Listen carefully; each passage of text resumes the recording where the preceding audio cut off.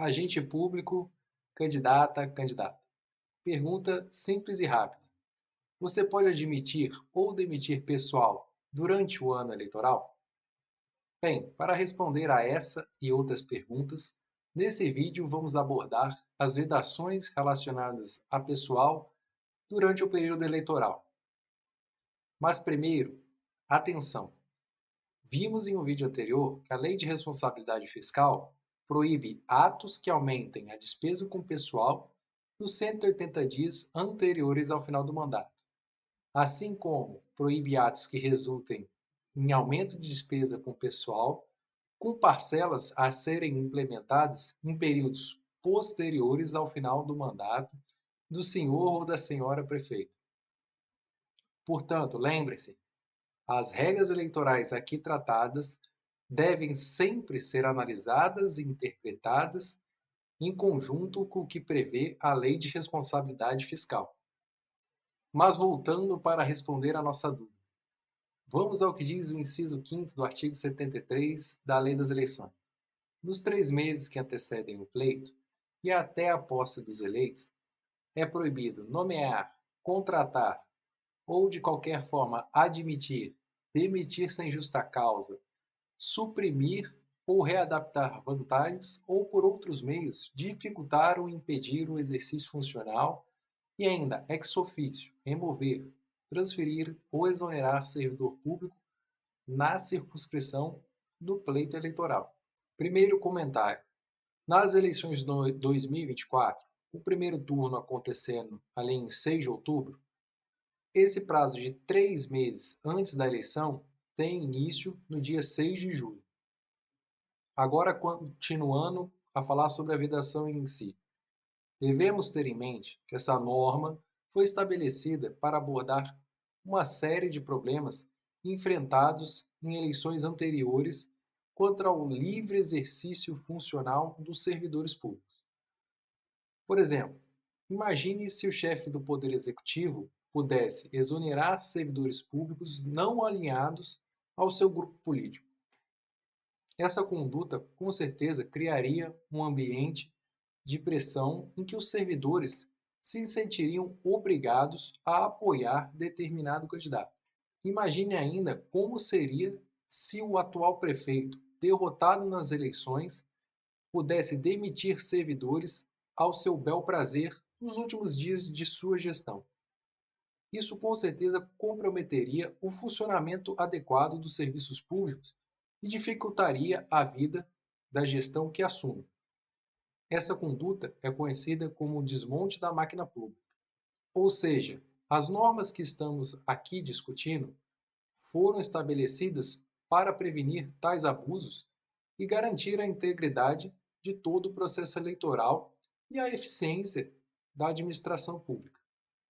É preciso ressaltar que há algumas exceções a essas proibições no inciso 5º do artigo 73. Vamos a elas. Primeiro, a nomeação ou exoneração de cargos em comissão e designação ou dispensa das funções de confiança. Ora, essas posições são de livre exoneração, pois são diretamente ligadas à confiança e ao critério do gestor público ou da autoridade competente. E sua nomeação e exoneração são ali geralmente ligadas e determinadas pelas necessidades de alinhamento com as prioridades de governo.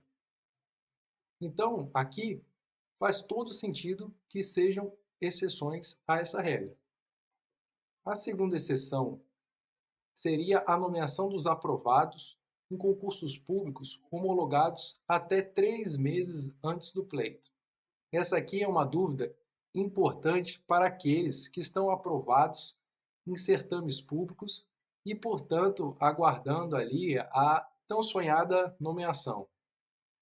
Veja, concurseiro, se seu concurso público for homologado antes do início do prazo de 3 meses que antecedem as eleições, ou seja, antes do dia 6 de julho de 2024, os gestores podem nomear os candidatos aprovados normalmente. Caso contrário, a nomeação é vedada. Lembro aqui, novamente, que é importante que você, agente público, alinhe essa nomeação com o que prescreve a Lei de Responsabilidade Fiscal acerca do aumento de despesa com o pessoal naqueles 180 dias do final do mandato. Veja aqui que a LRF ela é mais rígida que a lei eleitoral nesse aspecto. Portanto, se você achar necessário, veja o vídeo dessa nossa série sobre as vedações da Lei de Responsabilidade Fiscal. Basta procurar na playlist que disponibilizamos aqui no YouTube. Seguindo agora com as exceções às vedações que estamos discutindo, a terceira é a nomeação ou a contratação necessária à instalação ou ao funcionamento inadiável de serviços públicos essenciais, desde que com prévia e expressa autorização do chefe do Poder Executivo. Aqui um exemplo seria a contratação de profissionais da área da saúde para suprir a demanda de um hospital municipal que enfrenta ali uma emergência de saúde pública, como uma epidemia ou até uma crise sanitária. Para a gente usar um exemplo mais atual, podemos pegar a dengue. Nesse caso, o chefe do Poder Executivo poderia autorizar de imediato a contratação de médicos, enfermeiros e ali outros profissionais da saúde para garantir o atendimento básico e adequado à população, mesmo durante o período eleitoral. Vou falar aqui de mais duas exceções que a lei eleitoral trouxe. Esses casos são um pouco menos relevantes para nós, visto que estão voltados para áreas de atuação mais dos estados e da União. Mas são elas: a nomeação para cargos do Poder Judiciário e dos Tribunais de Contas. E, por último, a transferência ou a remoção ex officio de militares, policiais civis e de agentes penitenciários.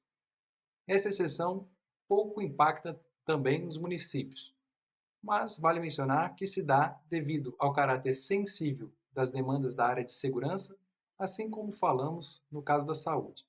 Agora, vejamos uma questão que interessa muito a quem já é servidor público. Pergunto: é possível conceder aumento de remuneração durante o ano eleitoral?